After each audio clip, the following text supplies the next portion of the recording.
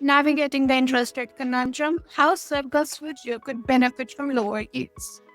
Hello everyone, welcome back to our channel and welcome back to this video. In this video, I wanted to share with you as to how Circle could benefit from lower yields in future.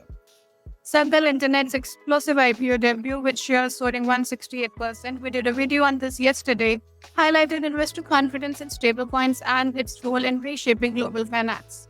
But as the dust settles, it's worth exploring as to how interest rates might shape Circle's future profitability and growth trajectory.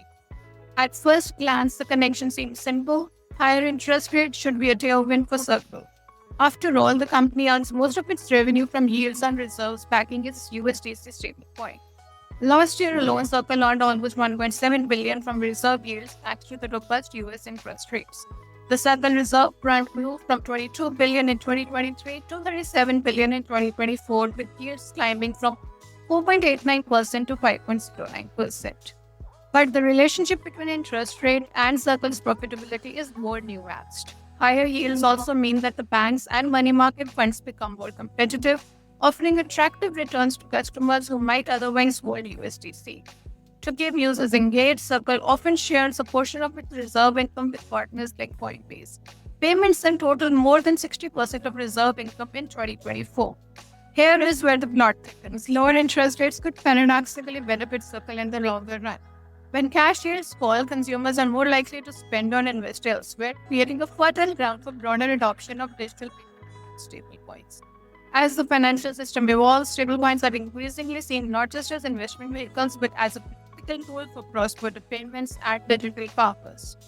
Moreover, as Circle diversifies its user base beyond its key partners like Coinbase, it can reduce the cost in distributing payments and retain more of its reserve income.